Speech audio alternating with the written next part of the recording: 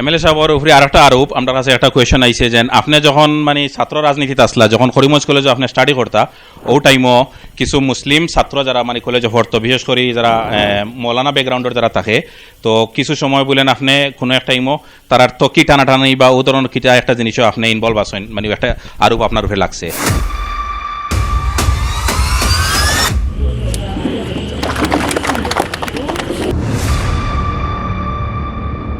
আমার নাম মামুন আহমদ। আমার কোয়েশ্চনটা হইল স্যারের কাছে, অল্প কয়েকদিন আগে আমরা দেখেছি যে ম্যাট্রিক পরীক্ষার প্রশ্নটি লিক হয়েছে।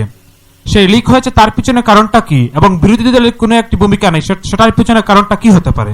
এখন প্রথম যদি কোন যে বিরোধী দলের ভূমিকা নাই, প্রথম হচ্ছে গিয়ে বিধানসভা তিনবার আমরা এটা নিয়ে হাল্লা করছি।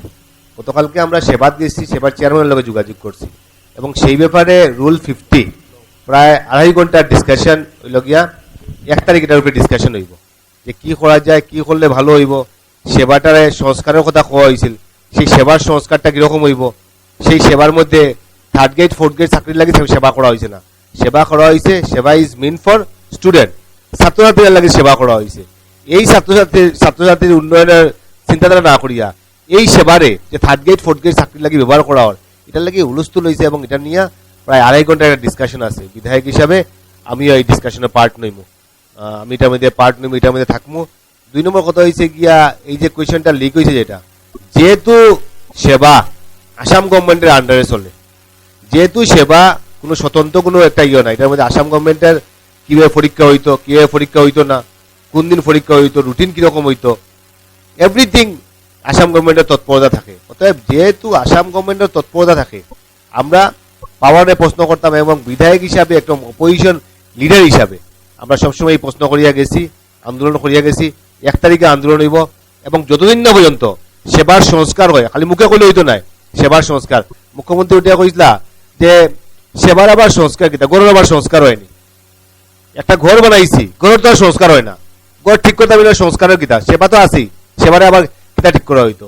আমি কইছি যে সেবার কারিকুলাম, সেবার যে বর্তমান যে পরিবেশ, যেটা সেবা যেভাবে সেবা ছাত্রছাত্রীদের লগে যে প্রতারণা করে, সেবা যেভাবে কাজ করতে আছে, যেভাবে কাজ করেন না, সেই জিনিসটার লাগে বিধায়ক হিসাবে এবং আমরা সবাই মিলিয়ে অপোজিশন যারা আছে, যারা সবাই মিলিয়ে আমরা কথাগুলো রাখবো। এবং 1 তারিখের পরে আমার লাগে যে 2 তারিখ বা 3 তারিখ এটা নিশ্চয়ই জবাবটা পাইবা যে আমরা কেটা করতাম, এবং এর আগে আমরা মিটিং করিয়া কি কি জিনিস করতাম, এবং মানুষের সাজেশন নিয়ে, ছাত্রছাত্রীদের সাজেশন নিয়ে, আমরা অনেক স্টুডেন্টরা আছে তার লগে আমার একটা মিটিং আছে, তার মিটিং, অভিভাবকের সাজেশন এবং সবার সাজেশন নিয়ে 1 তারিখ এইগুলা জিনিস পুট আপ করবো, এবং আমার লাগে 2-3 তারিখ এটার উপরে রেজাল্ট পাওয়া যাব।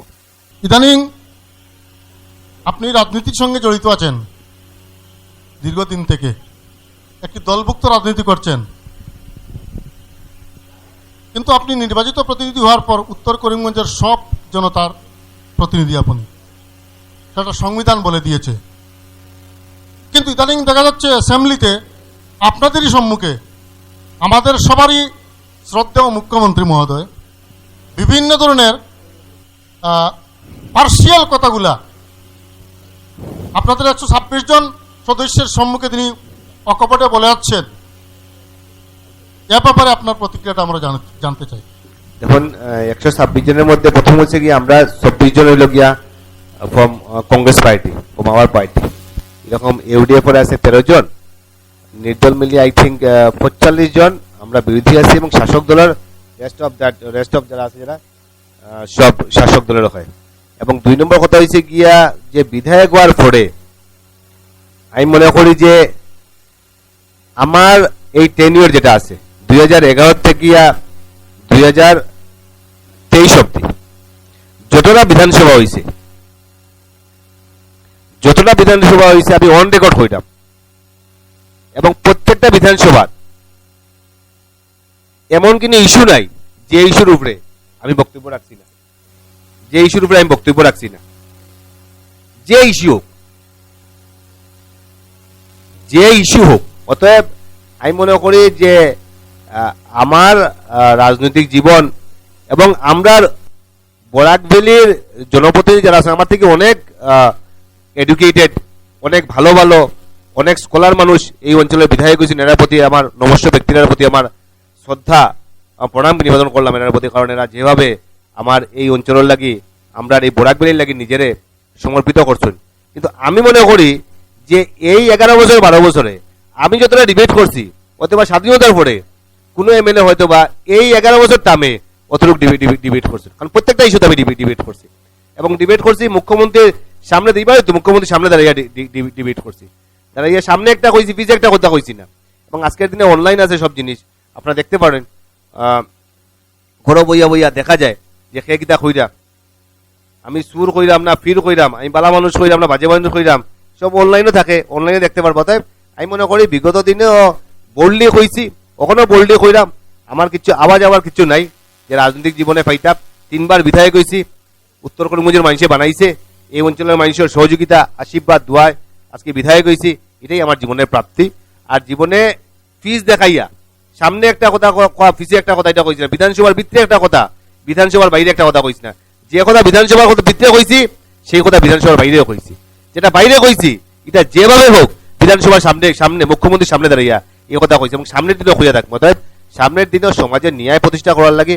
তোমার একটা কথা আছে, জুরজার মূল্যকতা একটা কথা একটা আছে, জুরজার মূল্যকতার কথা আছে, সংখ্যার একটা ব্যাপার আছে। তারপরেও বিরোধী দলের একটা বিরাট বড় একটা ভূমিকা আছে। আমি বিধায়ক হিসাবে আমরা যতটুকু ভূমিকা পালন করা দরকার পালন করে যাই এবং সামনের দিনে যাতে আরো কঠোর হওয়া যায় তার লাগে যা করণীয় দরকার আমরা করব। ধন্যবাদ। আমার নাম ইনজামুল হক। আমরা বিশেষ করে দেখি আমরা জনতায় ভোট দেওয়ার পরে বিধায়ক সকল মানে স্বার্থের লাগি দল বদলি করেন।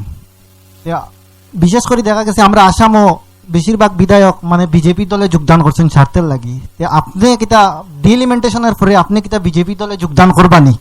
দেখুন 2011 তনে এই প্রশ্নটা বারবার আমার কাছে আয়, 1 নম্বর কথা। 2 নম্বর কথা হয়েছে গিয়া বর্তমানের মুখ্যমন্ত্রী হেমন্ত বিশ্ব শর্মা মহাশয়, তার লগে ব্যক্তিগত সম্পর্ক আমার খুবই ভালো আছে, এটা অস্বীকার করে লাভ নাই যে ভালো নাই, এই কথা কই লাভ নাই, খুবই ভালো আছে। রাত্রে সকাল 4টা অবধি আমরা আড্ডা মারছি, রাতে 3টা অবধি আড্ডা মারছি, আমরা যখন তখন বই আমরা আড্ডা মারছি। কিন্তু যেদিন যাইন বিজেপিত গেছেন, যেদিন তার লগে আমার লাস্ট আলোচনা হয়েছে সেদিনও আমি কইছি যে আপনি কংগ্রেসে থাকুন, কংগ্রেসে থাকাত গিয়া আপনার লাগে যা করণীয় দরকার, আমার সর্বস্ব যা দেওয়ার দরকার, আমার বিধায়ক হিসাবে যা করণীয় দরকার আমরা নিশ্চয়ই করবো। কিন্তু যদি আপনি কংগ্রেস তনে সরিয়ে যান, যদি কমলাক্ষ দেবপুর কাছ থেকে আপনার পাইতা না, এই স্ট্যান্ডে এখনো রয়েছি এবং সামনের দিনও যতদিন রাজনীতি করবো ততদিন এই স্ট্যান্ডও থাকবো এবং এই স্ট্যান্ডও থাকিয়া অন্তত বলাকর সর্বস্তরের জনসাধারণের যাতে উন্নতি হয়, সবার যাতে মঙ্গল হয়, সবার যাতে ভালো হয় এবং সবার মঙ্গল সবার ভালো, সেটাই তো রাজনীতি। রাজনীতি এটা নয় তো যে কিছু সংখ্যক মানুষের উন্নতি হইতো, কিছু সংখ্যক মানুষের উন্নতি হইতো না। যে রাজনীতিতে মানুষের উপকার হয় না সেই রাজনীতিতে আমরা বিশ্বাস করি না। এবং আমি বিশ্বাস করি, আমি যে দল থেকে বিলংস করি এই দলে নিশ্চয়ই সবার উন্নতির কথা চিন্তা করে, সবার ভালোর কথা চিন্তা করে, সমাজের ভালোর কথা লাগে, সমাজের সব জাতির কথা চিন্তা করে। অতএব সেই মর্মে আমি এই দলে থাকিয়া খুব কমফোর্টেবল এবং জীবনের শেষ অবধি এই দলে থাকবো এবং থাকিয়া নিজের রাজনীতি করিয়া যাই। আমার নাম আবুল লস্কর। বিশেষ করিয়া আসামে আমরা নির্বাচন আইলে বিভিন্ন দলের মাধ্যমে বিভিন্ন প্রতিনিধিরে ভোট দিয়া নির্বাচন জিতানির পরে বিশেষ করিয়া শাসক দলের কাছে বিরোধী দলের বিধায়ক হল টাকার বিনিময়ে বিক্রি খায়। সত্যি ইলা কোনো আপনি অফার পাইছিলেন? আমি আগেও কইছি অফার পাইছি না এটা না করলাম না। আমি 2011 আমি অফার পাইছিলাম এবং 2011 যদি আমি কমলাক্ষ দেবপুর কাছে আমি যদি ইলেকশন খেলতাম, যদি আজকে হয়তো আমি মন্ত্রী আমি কইলাম, আমি হয়তো আজকে মন্ত্রী থাকলাম না এখানের মধ্যে। আমার কাছে মন্ত্রী তো বড় কথা নাই, আমার কাছে বড় কথা হয়েছে গিয়া উত্তর করিমগঞ্জের মানুষ আমার 3 বার ভোট দিয়ে বানাইছে এবং মানুষের সেন্টিমেন্টটা হয়েছে গিয়ে বড় কথা, মানুষের অধিকারটা হয়েছে গিয়ে বড় কথা। আমি রাজনীতি করলাম, আমি নিজেরা আমি প্রতিষ্ঠিত করলাম। আমি এটা কই না বা আমি এটা মনে করি না এটা যে কেউটা কইব যে এমএলএ হইছেন, এমএলএ হইয়া আপনার কিতা ব্যক্তিগত কোনো লাভালাভের কোনো কথা আয় না কিতা। হ্যাঁ, এমএলএ হইছেন, ব্যক্তিগত লাভালাভ বা নিজের পাওয়া নিজের চাওয়া থাকতে পারে, স্বাভাবিক। কিন্তু আমি মনে করি, আমার মনে করি যে আমরা সমাজের প্রতি যেটা দায়বদ্ধতা, যেটা সমাজের প্রতি যেটা দায়িত্ব কর্তব্য যেটা আছে, যেটা সেইটা যদি নিষ্ঠা সহকারে যদি পালন করেন, যদি আমি মনে করি যে নিজেরে সেইভাবে প্রতিষ্ঠিত করতে পারবা। অতএব অফারের যে প্রশ্নটা আইছে, যেটা অফার আমারে কিনতেওয়ালা কেউ নাই, কেউ কিনতেও পারছে না, বিগত দিনে কোনো ইলেকশনে আমার কিনতে পারছে না, এবং সামনের দিনে আমি এখানে বুঝা কইলাম যে আমারে কেনার মতো এর কাছে পয়সাও নাই, না চিফ মিনিস্টারের কাছে পয়সা আছে, না একদম তারা সেন্ট্রাল লিডারশিপের কাছে পয়সা আছে। পয়সা যদি বিক্রি খাইতাম, যদি আর বহুত আগে বিক্রি খাই গেলাম।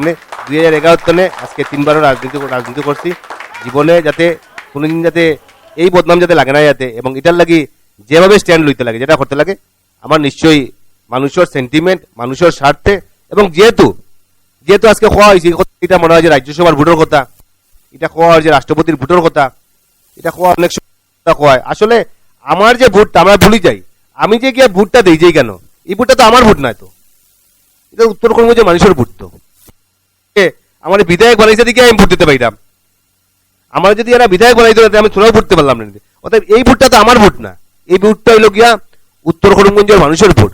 অতএব এই মানুষের সেন্টিমেন্টটা কিতা, মানুষের চাহিদাটা কিতা, মানুষের চাহিদা, মানুষের সেন্টিমেন্ট যেদিকে থাকবো, আমার জীবনের লাস্ট লেংথ অব্দি আমি এদিকেও থাকবো।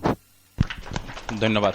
এমএলএ সাহেবের উপরে আর একটা আরোপ, আমার কাছে একটা কোয়েশন আইছে যে আপনি যখন মানে ছাত্র রাজনীতিতে আসলা, যখন করিমগঞ্জ কলেজে আপনি স্টাডি করতা, ও টাইমও কিছু মুসলিম ছাত্র যারা মানে কলেজে পড়তো, বিশেষ করে যারা মৌলানা ব্যাকগ্রাউন্ডের যারা থাকে, তো কিছু সময় বলেন আপনি কোনো একটা টাইমও তার তো কি টানাটানি বা ও ধরনের কিটা একটা জিনিসও আপনি ইনভলভ আছেন, মানে একটা আরোপ আপনার উপরে লাগছে। এই জিনিসটা জানিয়ে রাখাটা খুবই ভালো।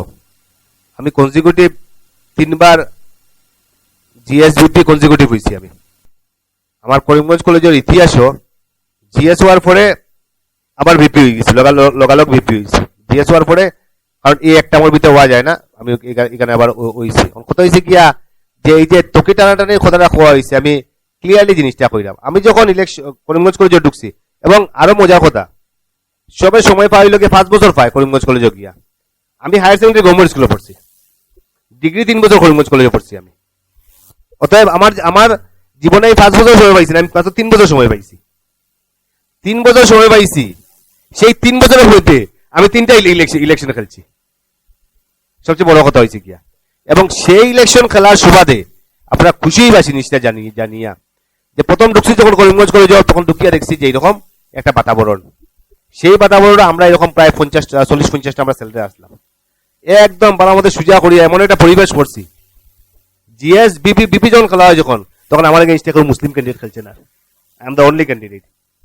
মুসলিম ভোটার থাকা সত্ত্বেও মুসলিম কোনো ক্যান্ডিডেট খেলছে না, এটা লাগে ক্যান্ডিডেট কেউ খেলছে না।